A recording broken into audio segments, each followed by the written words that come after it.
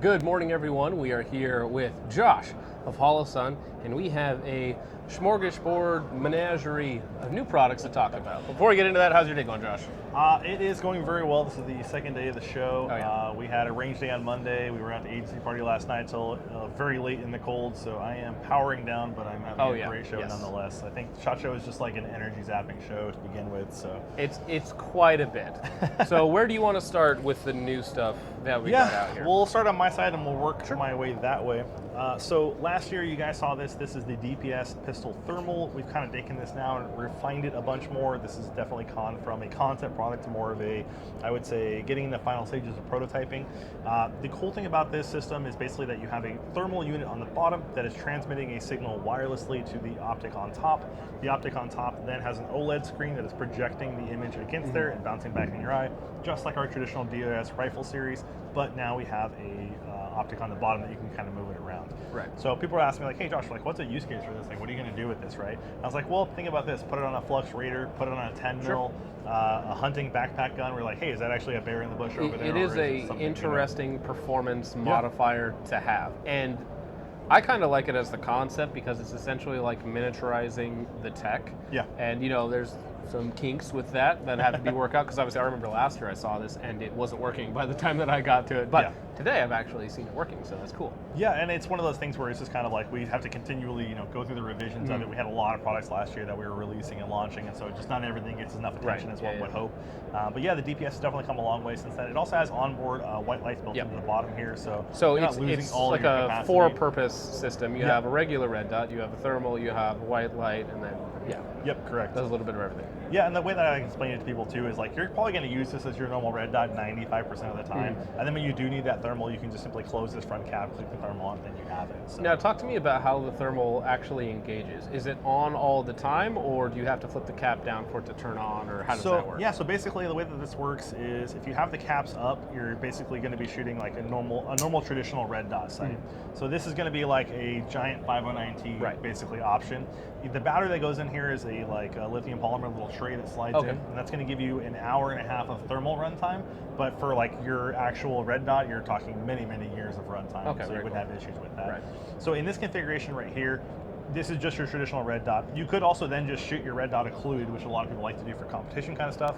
But the way that this works now is if I were to turn the thermal sensor on, it would now be in an overlay mode where I'm going to see through it and see the reflection of the thermal with the red dot on there. Closing this front cap basically just gives me more contrast with the thermal image. Right, so like reflection bright environments or something like that, it's going to actually be able to see the thermal image. Right. Very cool. And the reason why inside of here you'll see like the red dot and then the thermal looks like a green color spectrum is because we're not reflecting, it's not a screen you're looking at. We're reflecting something against the front glass. So we use green as the other option for the color so you can kind of pick it up with your eyes easier. So, but yeah, that's kind of basically the DPS in a nutshell. Price point on this is going to be around $1,000, give or take, when it comes out. For the both units, because it's a package deal. You can't have one without the other. Yeah, correct. Yeah, we'll be for both of these as a package deal. So DPS is really cool. I'm curious to see how that's going to come along for the rest of the year. We have a ton of prototypes in the shop to continue to test with, so we'll see how it goes. Moving on to a product that we talked about this last year, and we got a lot of feedback about it, so we did some revisions, as we usually do when people tell us what they do and don't like about something. Right. And it was a lot bigger previously, didn't fit in a TLR7 holster. Everybody said, hey, you know what, we're not going to buy it if it doesn't fit the holster I have. Holster compatibility, whether it's TLR1, Surefire, TLR7, you got to do it, because nobody wants to go out and buy a brand new holster for, however many handguns they actually have. 100%. Yeah, and we totally understand that. And it's one of those things where it's like, if we bring a product to market and you have to buy a whole bunch of stuff to support it, did we really bring a product to the market? It's just not a good way to do things. So the cool thing about this one in particular, though, is that it has like kind of a ratcheting little sliding rail up here. So you lock this into your traditional lug on the pistol. Now you can slide the flashlight back and forth. So if you want to have a really flush fit to the barrel, which I think looks awesome, or if you have longer fingers and you want to sink this forward, you just have the ability to move it back and forth on that rail. Spec-wise, we're looking at roughly 800 to 1,000 lumens. Candela is going to be somewhere in that 20 to 25,000. Which is actually pretty good for a smaller pistol like this. And like I said, this is still a work in development, so it could change. There could be some differences, but I think that's where we're trying to hit right now. You unscrew this front bezel, and there's a 16340 rechargeable USB-C battery in here. Oh, really? So no more magnetic cable. Just open it up, plug it into USB-C, and you're good to go. Interesting. So trying to get away from those proprietary cables, because it is annoying if you lose those. Yes. Everyone doesn't like that. So I hate magnetic charging changing so much. It's definitely one of those things that we're trying to make it more streamlined for the consumer and give them exactly what they have. Everybody's got a USB-C cable at this point, so it's or I mean, that is like a real battery type, so it's not proprietary, so you can actually just go out and buy. Yeah, exactly. Up next on the list for the pistol side of things is the new PID Pro. So the PID Pro is a 4-in-1 aiming module for pistols. You're going to have basically IR illumination on the left-hand side. It's a 350 milliwatt IR illuminator that is LED powered. So the reason why it's nice that it's LEDs is you get a really nice flood. Like it covers a lot of area. But with it being 350, you still get a pretty decent amount of throw. Like even this out to 100 yards really wasn't too bad. Really? Okay. See stuff. I mean, obviously you're probably going to use this at a much closer distance. Right. But, it's not designed for like you know full power laser unit stuff out to 300 yards with a magnifier. You know whatever sort of.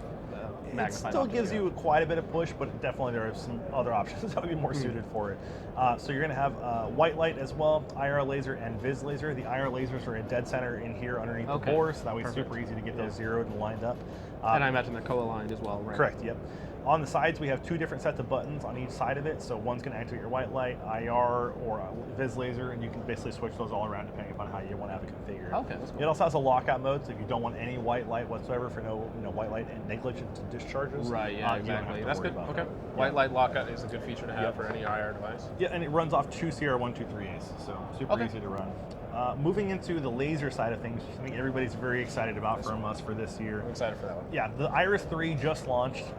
If you have not seen any of the videos on this, the Iris 3 is a pretty awesome laser unit, if I do say so myself. The coolest thing about this, though, is the ability to easily control the beam divergence of the IR illuminator with the slider feature that sits on top of this. The form factor of this is so slim and small. Honestly, I just kind of use it with my thumb on top. It just works perftly, and I can easily. It is surprisingly small in person. I think it's small. Well, it's like half the size of the older, right? It's like half the size of the older LS321. It's lower as well. Yeah. And having the ability to intuitively adjust the beam pattern, because the beam pattern is essentially your range. Yeah. Right. 100%. So you can go from having a very wide flood up close to like, hey, what's that thing at 200 plus yards? Not only can you adjust the beam down, but with this unit, even though it's civilian, you have the power to do so, right? Right. And so, how do you guys do the workaround? I forget. There's some weird thing you have to do with laser-based illumination or V-cell-based illumination to get it there. Yeah, so basically the VCSEL lasers are rated for a certain distance and a certain beam measurement, and so by the way that we have this one set up, it totally complies with all the FDA side of things. So it basically just comes down to how the FDA is regulating those particular lasers. For some reason, the VCSEL just seems to like get around weird specifications for it. Don't ask why the FDA regulates laser powers. It took us a long time to kind of get through the process of working together with them. It was everybody was very excited about this laser unit when we talked about it. I think the IR laser market is kind of starved for really good options. Yes. Thankfully, in the past year or so, there's been a ton of great stuff that's come out. Well, and the prices really came down too, because for a while it's like, what's the top tier unit? It's a MAL or a D2. The D2 is huge and $2,000. The MAL is also kind of a brick, and it's like $4,000 if you can find one, right? 100%. Yeah, that's kind of the same question that we were asking ourselves too. Is like, why does this cost so much? Like, this is a laser inside of a box. Like, this really shouldn't be that difficult to get this sorted out. Turns out it's really not that difficult. It just happens to be you have to spend the time and energy to get to the FDA to work with those things, or just be a company that doesn't do business. Yeah, I mean, be based in China and don't care. That is the hidden third option. Right, exactly. But the cool thing about this is you do get, a Holosun, tried and true, trusted brand at this point. We've been around, we listen to customers. We have an RMA department, we have customer service. So if anything does happen to it for whatever reason, we're going to fix it and make it right for you. The other cool thing about this unit is that we did the high and low mode selector off of the actual IR modes that you're going to have. So now, instead of you can just leave this configured to dual high illumination if you want to, then you can turn it to high low without having to rotate through a whole bunch of options. So it just saves you a little bit of time and energy. I do love some of the devices that have the 2 dials and 20 options per dial. Right. And the idea of adjusting those on the fly in the dark, good luck. Yeah. This one is very simplistic. You have 3 positions on this one and 6 on the other one. It's super easy to figure out. We do a crane plug on this because crane plugs are awesome. There's tons of options for switches on the market. CR123A. That's basically the Iris 3 in a nutshell. Scaling down from there, then we have the Iris 2, which is 2 lasers, IR and Viz laser. Going down to the Iris 1, single laser, IR, Viz, or just IR, Viz in 2 different colors, red and green. Right. So these are incredibly small form factors. The Iris 3 is only 6 ounces with the battery in it when it's mounted. All of these do come with pressure pads. And finally, we're getting to the last one, which one I'm the most excited about that's coming up relatively soon, is the Iris 4. So the Iris 4 takes all of the same features from the Iris 3 in terms of the IR illumination and Viz laser package, but now we've added on a white light. Yep. So the white light's going to give you 1,000 lumens with 20,000 candela. And so think like Streamlight HLX range in terms of performance. So you're probably pushing out, roughly out to 60, 70 yards. Probably going to be probably a little further. I mean, depending on environmental. Yeah, 100%. So, but I mean, realistically, that's probably a reasonable range for it. Personally, I think this is like really, really well suited for PW style weapons, smaller stuff. Right. Anything that doesn't need like a crazy white light capability. It's compact. It's a lightweight. Like, what does that thing weigh? Complete 8-9 ounces, something roughly like that. Around So there. I mean, it's the weight of some flashlights that are out there. Like my HRT Alice is like 12 ounces or something stupid like that. And you get so much more features out of this for the price. And it retains the same ergonomics as well. So we still have the adjustable beam diffusion, and then you have 2 fire buttons on top. Is one dedicated white light? Correct. Yep. Okay. One is dedicated white light, and one is dedicated for lasers. Interesting. Very cool. And the cool thing too is we have 2 crane plugs on the back. So if you want to run a single switch for just a white light, have that on a remote switch, you can totally do that. Or you can use the dual lead triple switch that comes with it. Has a Viz override, whatever mode you're in, and a white light button in the back. So this is run off of an 18650. It's got a USB-C cable. You can recharge it, or you can run 2 CR123A. So it's good. That's some people love that because some people really. Some people have the rechargeables, and I'm like, hey, it's not that big they're a little skittish, but that's because they are boomers and fun. But yeah, some people also have like a million CR123As laying around, and so like anytime they can use those, they're going to. Yep, so. That totally makes sense. Sweet. Moving down to kind of our rifle stuff for this year, we have the MP3X. This is a micro Prism 3X sight. So we're getting more into the Prism stuff, doing a little more magnified optics. We already have a 3X magnifier, so adding an edge reticle to it, putting a couple LEDs in there. Is it literally like basically the same design as the It's a very similar design to it. Yeah, I think we've improved the eye relief a little bit just to kind of help it sit it back. I believe the mount for this one is going to be a T1 footprint. So if you have T1 mounts, it should be relatively easy. Everybody has, so whatever height you want, you can get aftermarket. Exactly. Comes with your standard QD mount that I see on there. Yep, standard QD mount. I imagine it also probably has a riser plate in the box. Correct. To get you lower 1/3 if you really want. So and we might swap this out to a cross bolt design possibly to kind of see how we want to do it. Right. I mean, we'll see how it goes. The odds are if people are wanting this at different heights, they're going to be getting an aftermarket mount anyways. But I do prefer like the new SIG style mounts that come with there, like small micro guys. That's just a big old crossbow with a hex head screw on there, and you just torque that thing down. Right. So, and the cool thing about this one too is you're going to have red and green LED illumination on the inside, and then we have a BDC reticle. I think that's pretty simple. Oh, look at that! And the BDC actually illuminates. That's interesting. Yeah, so all the dots on the BDC illuminate down. These are very, very initial prototypes for this concept for this product. So we're quite a ways out from this one being a real thing, I would say at this point.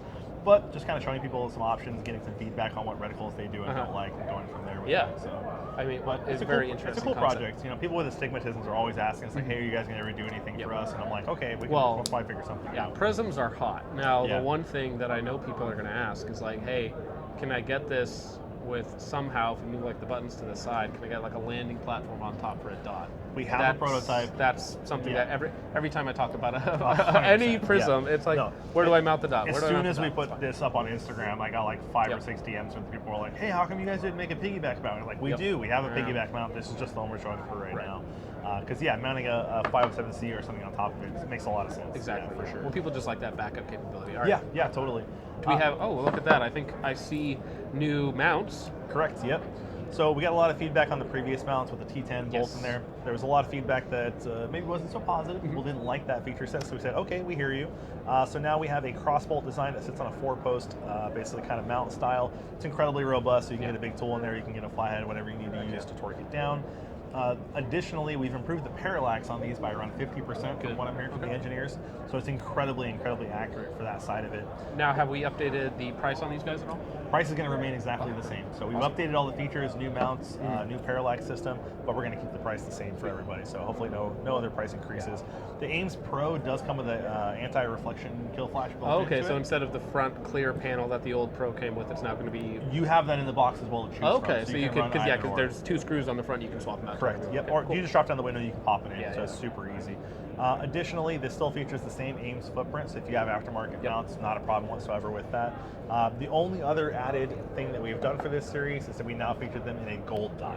Okay, so I did see that out on the red, floor. green, and gold now. So I know a lot of you people are like, why are you guys doing a gold dot? The answer to that question is basically there's an incredibly small fraction of percentages of the population who are actually yellow colorblind. There's a ton of people who are red colorblind, a ton of people blue, red and green colorblind, but yellow is just incredibly not common. Right. So we use those ones as just options. For Yeah, that. yeah. So And it's different, so it's cool. it is different, yeah. That is another awesome added benefit. And as you can see with everything that we're doing this year, we're subduing the logos, so everything's nice and blacked out. Like Yeah, you guys, I do like that. Common It's a request cleaner you get. look.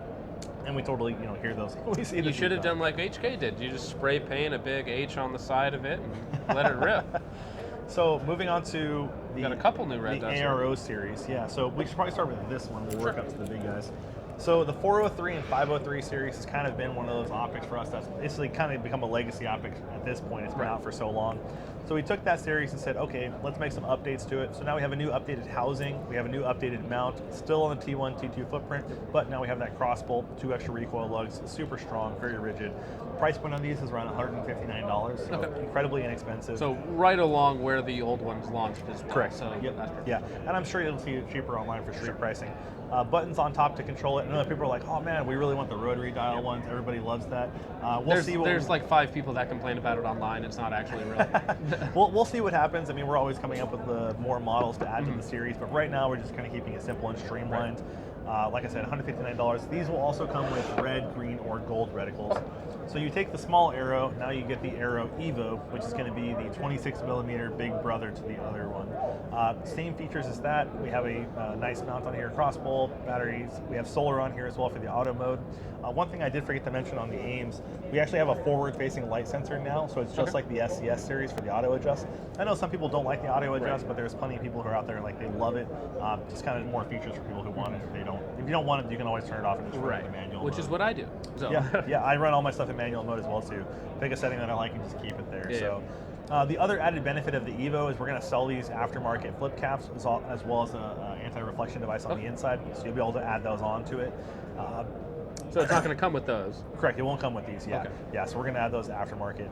The other aspect of this that is really cool is the fact that this has a SPR reticle in it, so a special purpose reticle. What that basically means is it's a BDC. Okay. So I don't know if this one has it 100% in here. I'll try to find one for you so you can take a look. SPR on the side.